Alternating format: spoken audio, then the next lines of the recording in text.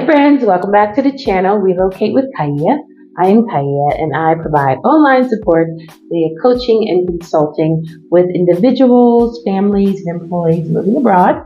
I provide them with relocation country-specific resources. And on my channel, I discuss my own personal journey of moving from Philadelphia, Pennsylvania to Johannesburg, South Africa with my wonderful husband, Rich, and our beautiful daughter, Nina.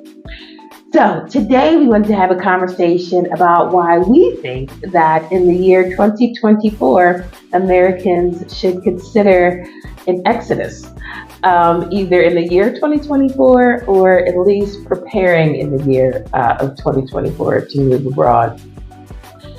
So it might get a little, not heated, but it might get a little tense, this conversation, because I am very passionate about moving abroad and Americans having a better quality of life.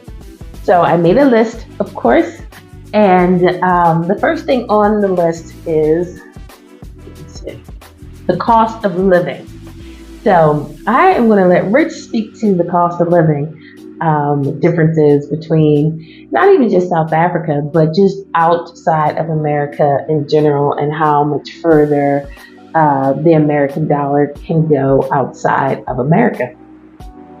Okay, well, I'm a little unprepped as far as actual numbers go for this conversation, but I mean, it should come as a shock to no one that the exchange rate and the value you get for a US dollar goes a whole lot farther in a bunch of other countries around the world. And that, in and of itself, bringing the American dollar with you or continuing to earn that remotely while you're abroad, just sort of opens up a whole new level of, I'll call it like relaxation or comfort or breathing room. It sort of slows that hamster wheel down because you can get all of the basic stuff done and still have breathing room left over at the end. Like, you're not constantly like, oh, I got a raise last year, it cost me more this year, and then you're not. Yeah, can you talk about inflation? It's resetting. Yeah, it's resetting the playing ground for you with that exchange rate. Yeah, so the same thing with inflation. Like, it's all part and parcel of the same thing. But at least for us here, even adjusted for the currency differences, it feels as if all of your basic necessities, like your housing and a gallon of milk, that's a cliche thing everyone points to, but that feels in this economy still less expensive than what it would be comparatively in the U.S. Like, it's just that extreme isn't there. Gas, I think we talked about before, same thing. So yeah, there definitely is a sense of relief and breathing room coming abroad. Yeah, like when you just think about, and then what you get for that exchange. So prior to us moving, we had to move to, part of the whole visa process, we moved out of our home and moved to an apartment. And the apartment was in a great location, nice size and everything. And compared to where we're living at currently, compared to the apartment or even our house in Philadelphia, what we pay regarding the mortgage and what we're paying for rent, living here is so much cheaper in that regard. And what you get for the exchange is you get so much more. And that literally goes for every aspect of life. The only thing I think we don't win or gain is leasing a car. That tends to be on par with America. Yeah, so there's no come up with the leasing or purchasing a car necessarily, but everything else, as far as like your home purchase and rental, the utilities, the food, the activities, like everything is definitely more reasonable, a lot more reasonable compared to what you can get in the States. So yeah, so inflation is everywhere, because I talk to South Africans and they say that inflation has come here as well. So it is global, but again, if you are able to take advantage, and I'll say it with my whole chest, of the American dollar and live abroad or live somewhere else more comfortably and have to work and are able to work less, I highly support that. Okay, so next on my list, So it's cost of living, and then there is quality of life, which kind of is the same in the same vein. Like because you're able to live life comfortably, you don't have to hustle or work as hard and as long. Um, that leads to you just having a better quality of life. And I think here, when you live abroad, you notice that people tend to be more relaxed and a little bit more chill, and not there really isn't a hustle culture in other countries. It definitely is not here in South Africa. People definitely, take their time, and you don't feel rushed, and people can have a conversation. Like, for example, we were in the supermarket, and this woman, and it wasn't even a supermarket.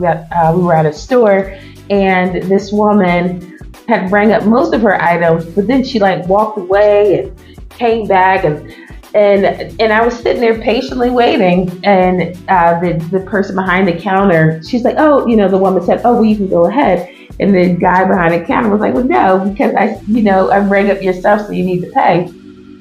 But so I waited. The guy behind the counter was perfectly fine with waiting while this woman roamed around the store, and I just thought that would never be acceptable and okay, in America, like because everybody is so hurried and so rushed, and the patience is there's not a lot of the patience isn't long.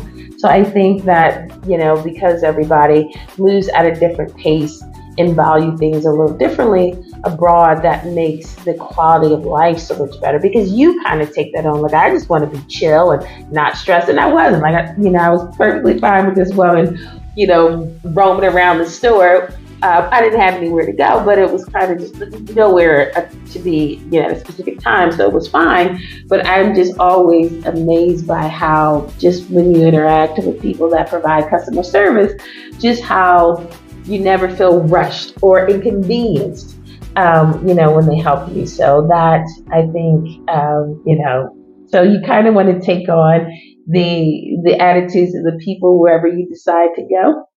Hopefully, because otherwise you're just transporting American hustle culture to your new country, and I don't recommend that. I don't know if you have anything to add. No, I mean, I'm not sure how to follow that up, but I mean, like it all dovetails together. It's like the outlook, of the country you're in, like their basic approach to things. Like here, it's very the slower pace, especially compared to the northeast of the states. So it's a Yes.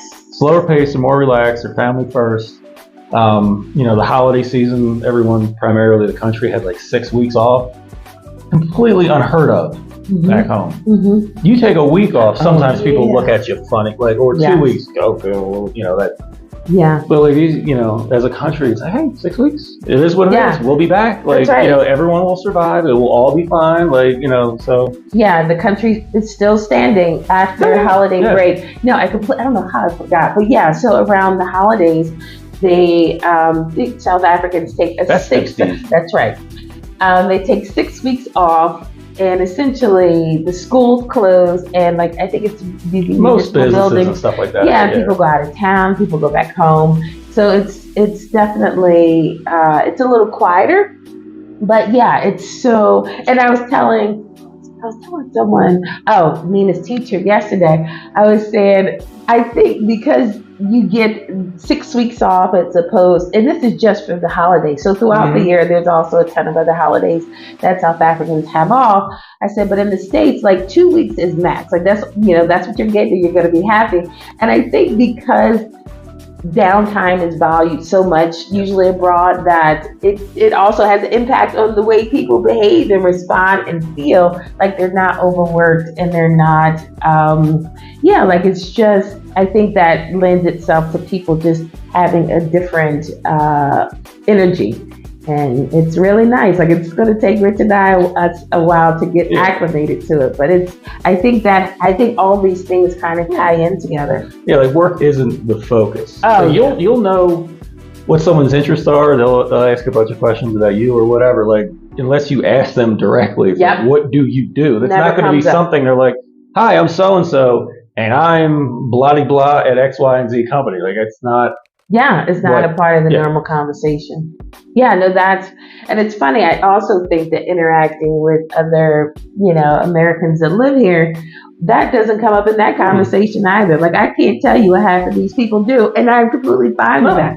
No. And I think that also, because I think when people lead with what they do as an occupation, I think that changes the dynamics, or could It can. Yeah. the dynamics of the conversation and just how people interact. So and I think that's intentional. I think people, offer that information when it's not asked because they want to have that kind of leverage, or they identify, like their whole personhood is identified through them being a doctor or lawyer, or, We could go on 1,000 tangents about that, but it's you could be comfortable talking about that.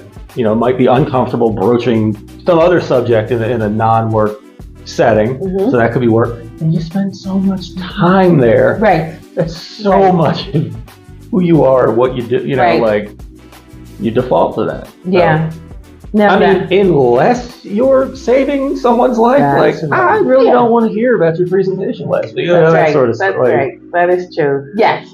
So I think just watching other videos and other Americans that have moved abroad, that tends to be the areas that they land in or they choose. A lot of it has to do with the quality of life, and I think, and I always attribute this to 2020, just being, kind of stuck in the house and having to listen to your thoughts, and just having the ability to take a pause and realize that, wait a minute, this, people are out here living differently.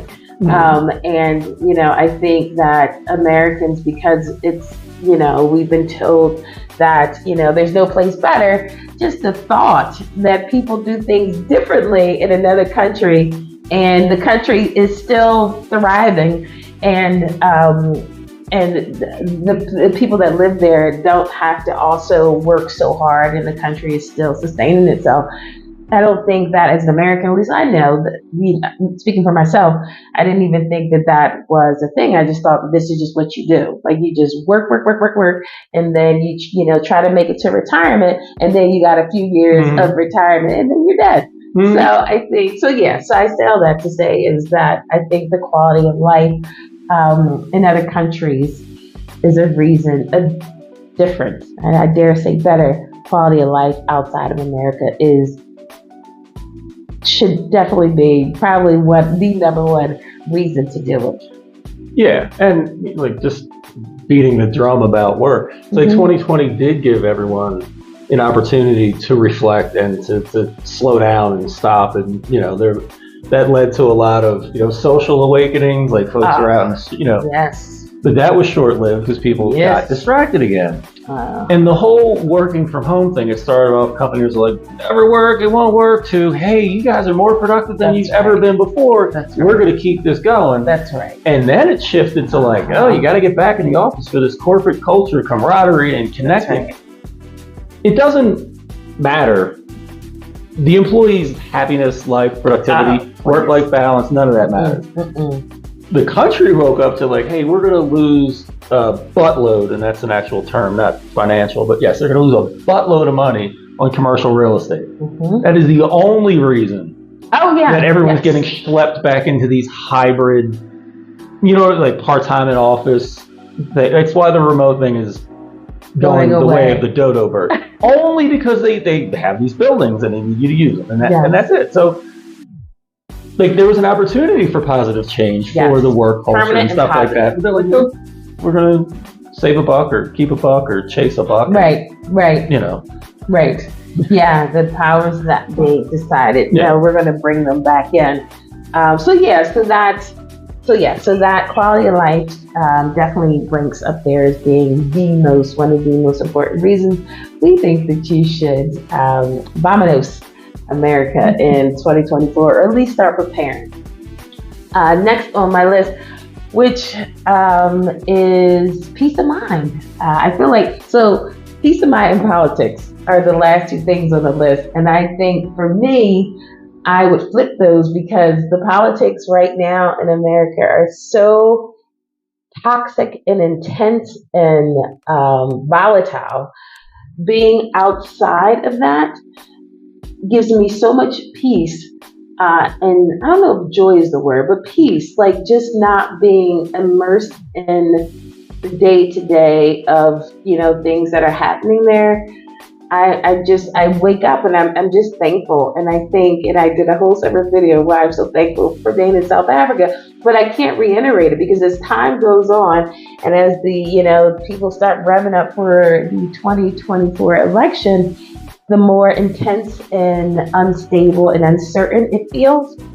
So being abroad and being able to look at that from the outside, looking in, I'm just, that to me, I want that for everyone. I want people to not have to deal with the stress and the day-to-day shenanigans, and I'm being PC, of what's going on in America, not having to see that and deal with that. And this is speaking to people that actually pay attention to it. Because you could 100% live in that country and not be impacted by the social awareness, like it's all these things that you can completely ignore and just carry on with your life. And I feel like a lot of that is a coping mechanism because, if you did like in 2020 when people had 5 seconds to actually acknowledge or see, what happens, talking about Black people, what was going on with the whole reckoning of 2020, the only reason well, not the only, but a lot of that reasoning was because people were at home and they weren't working. And there was so much media and social media presence and information about, like, you couldn't ignore it. So I say all that to say is like you could not ignore, all these terrible things and all these shootings and, all these things that were happening to Black people. They've always been going on. They've always been happening. But because there were no other distractions, people actually paid attention. And I feel like in America, you could 100% know the whole thing is imploding and you're just carrying on with your life. But I think a lot of it has to, people choose to not address it because it is very upsetting if you're paying attention, if you're conscious. It could be very upsetting and on a day to day just drain you. So again, peace of mind and also, the political environment definitely are reasons to think about moving abroad. Yeah, no, I mean, like any of, I agree with all of that.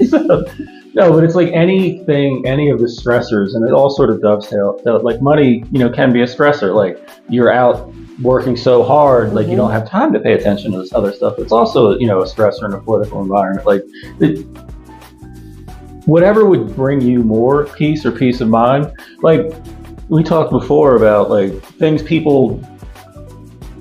items that are on the table for change in most people's life. So you're talking to somebody, they're like, oh man, I hate this person I'm in a relationship with, or this isn't going well, blah, blah, blah. Have you considered leaving them? Yeah. Same thing about a job. You're like, oh man, this job, blah, blah, blah, blah. Have you considered leaving it? Like, and those things are, yes, the big parts of people's lives that are always, hey, I'll leave or whatever, I'll make a change there.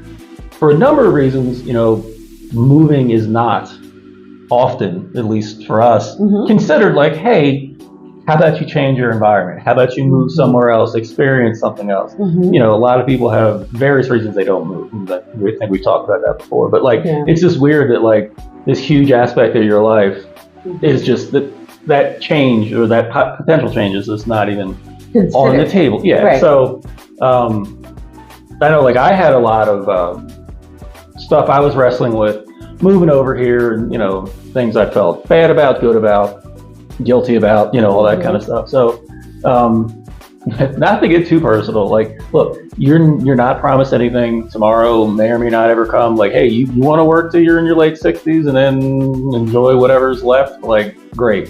During the pandemic, it was 2020, it was a severe storm. I think it's called a derecho. Yeah. But long and short of it is, I'm sure that's not it. That's a truck, and it's quite simple.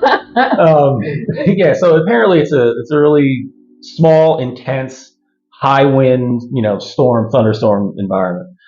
We'd had lunch outside. We were going to put Nina down for a nap, and it started raining. So we had all of our stuff still outside, like cable umbrellas up, like all that nonsense. So got out, got some stuff, brought it in, went back out to get more. And it was literally like a Dorothy in Wonderland sort of situation. I'm like, ooh, this got windy quick. Like I'm trying to get the umbrella. Yes, Dorothy in Wonderland. Alice in Wonderland. I'm combining things here. So thank you for correcting me, guys. So long and short of it, it got really windy really quick. And I was trying to get the umbrella down, and it was not an easy task because of the wind. It was holding it open. And I just heard what was the loudest crack that I think I've ever heard, even with all this wind going on. And I think instinctively I knew what it was, because that's the worst case scenario in my mind. There's a lot of trees in our old neighborhood, very big trees, bigger than the houses. So I hear this crack, and I turn around, and it was like literally like in slow motion. This thing is just like falling towards me. Thankfully, I was able to get to a side of our small yard, me and the dog, to the side of the yard that was protected by the house. This tree clipped our house, clipped the neighbor's house, covered the entire yard, pulled down power lines, and some masonry from the house where the power lines came down. So, like, if I would have tried to get back into the house, that's right where all this stuff came down. So that was a very sobering, near-death experience. It definitely was. So that's something I think about, like when I was hesitant to open myself up to this huge move. It's kind of like, am I going to get this opportunity again? Like, and will I regret not taking it when we have the chance? So, you all don't need a near-death experience. This is sort of, what I was going through and what I kept referencing back to. It's like, you never know. You're not promised anything. Like, but I feel like, to be fair, I feel like people that make this big change and big move, there are things that happen in their life that propels that. Like, you could think about it, but I think there are moments, like for me, George Floyd, the summer 2020 was it. And for you, and sadly, I forget about that situation, as terrible as it was, and just like it's a lasting impact, because Rich talks about it a lot.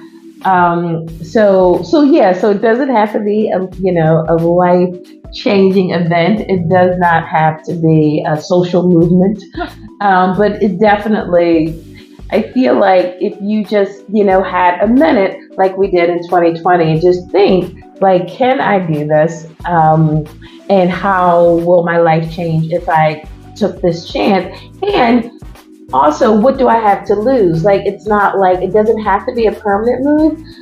It doesn't have to be, but I recommend, like, even if you can go away for the summer, take 3 months out of the country. Take a sabbatical, even if you're not a teacher. That's right. Self-imposed sabbatical. Like, there's so many ways that you could just get out of the country and kind of just, because you don't know until you do. Like, you have no idea until you're out of the environment, until you're off the hamster wheel. It's like, wow, people really do live differently. And that mindset of work and all that's so ingrained in folks. And just another quick tangent. Years ago, we were at a party. So our friends had younger siblings. It was their friends. So this guy was college age or just out of college or around there, very happy that he got his degree and all that, going to start work, yada, yada, gung-ho. Basically shared a story that, like, a family member, uncle or whoever it was, terminal diagnosis, the uncle was like, look, I'm just going to take all my money. Like, I'm traveling the world. I'm going to go do stuff. Like, come with me. And the dude was wrestling with, like, what about work? What about my career? I was just like, look, dude, like, don't, like, anyone you're sitting across from after this year of, traveling or doing whatever it is that you do with your family member, no one is going to, punish you career-wise for that. That's right. You feel that pressure because that's how ingrained it is. Like, you just got done school, you need to hit the ground running. That's right. You need to be somewhere 3 to 5 years from now. That's right. I was like, look, you're never going to get that chance again. You'll feel horrific if you don't go. Yes. And no one across the table should blame you. And if they do, don't work there because that's horrific. Right. And like if you trust how good you are in your industry, which I forget what it is, 3 to 5 years of you actually back and working, it's not going to matter. That year is going to evaporate in a career trajectory. Like you're not going to be looking at these folks like, oh, well, they're higher than me. You know, it's like you're going to come in and do as good of a job as you're going to do. If you did, you did. But like that same thing, like I've wrestled with before. It's like you're supposed to, you know, Right. and then but it just stunned me. I'm like, you're, you know, Right, X amount of years down the law. That's right. Like, don't even worry about that. Like all of that work and all of that stuff will still be there. That's like these opportunities on a personal level won't be. That's right. You know. No, and I think this younger generation, not to sound like an old person, but I feel like this younger X generation. over here. Is it X? We're X. Are we boomers? No. We're X. X. Okay. But you know, but I feel. I'm sorry. Are we boomers? Wow. No. Tell me. I feel like a boomer. But I feel like the younger generation, they get it. Like we have a niece who has lived abroad, traveled. Like these younger kids, they get it. Like they get that you don't have to go, you know, stay with the same company for 40 years to get your gold watch. No, that's not even right. But they don't even offer that anymore. But they realize that you can create your own path. Like you don't have to go right to college. You can take a year off and figure out what your gap year. Like all these things. Like they get it. So I don't worry about them so much. I worry about, my friends and, and my demographic. Like we are the ones that are still conditioned to, this is what you're supposed to do. Gold watch. Exactly. And that gold watch does exist because these jobs ain't loyal. No. So they still want that level of effort out of you. Oh, well, yeah. They're going to work you like you're going to be here. We appreciate your work and you're going to be here and you're a valued team member. Like they say all that nonsense, but the second cuts need to be made. You will be a part of that cut. Mm-hmm. So just like, just know that, the world is changing and I feel like people need to kind of change with it. And I know it could be terrifying and, there's 1,000 reasons not to do it, but just think about what would happen if you did do it. Like, what would that, how, damaging or, life altering will it be if you just like, well, let me just take a little break and let me just see what's out here. So, and I think, and like I said, nothing has to be permanent. That's right. Like if you move abroad to A, that doesn't mean you have to stay at A forever. That's right. You could go back, or you could move to B or C, or exactly. Like where you started may not be where you end up at. Yeah. And I think that again, more people are talking about this. There are ways that you can do it. Like there literally are. You're like, anyhow. If you have questions, definitely, put a message in the comment section. But there are ways that you can do it, and I just encourage it. And I think that people that want to do it, my own personal experience, it's only been 4 months, but you are definitely better for it. You're a better person. Your body thanks you. Your mind. Your all those things. So just consider it. And I feel like much like 2024, I feel like it's revving up to be a doozy. So why not now? Why not now? I just said you're not a boomer, but you're using doozy. Yes. I don't think that was too bad. Like Richard thought I was going to get super duper political, and I could, but I won't. But no, I go off on a tangent as to reasons to leave America at this present time. But Save that for another podcast. I'll save that for an in-person conversation. But definitely just So these are our reasons to move abroad in 2024. The cost of living, politics, peace of mind, and quality of life. Not in that order. I think that's how I wrote it down. But those are just the things that I think are reasons that people should maybe start thinking, like, maybe I should do something different. They're all aspects of life that dovetail together, and they all influence and impact each other. Yes. And there's no time like the present. That's you're not guaranteed anything. That's and right. Don't let fear alone stop you. Yes. Think through it, work through it, visit check things out, line things up, and That's make right. it happen. And if I can just say this, there are countries that are better than America. I know it's blasphemy, but it's true. There are a lot of countries out here that are doing it on a grander scale, and they're not killing their citizens. So they're working them to death. So just know that, yeah, now is the time. So I hope this was, I don't even know if informative, but we just wanted to share, people that are struggling or on the fence about moving abroad. We support you in doing it. And where there is a will, there really is a way. And if I can speak to Black people, we always find a way. So I know people, are different socioeconomic situations, but we have always been able to figure out a way to change our lives for the better. And I think we need to open ourselves up to doing it outside of America because they tend to treat us better outside of America. And that in and of itself allows you to breathe and feel better about yourself.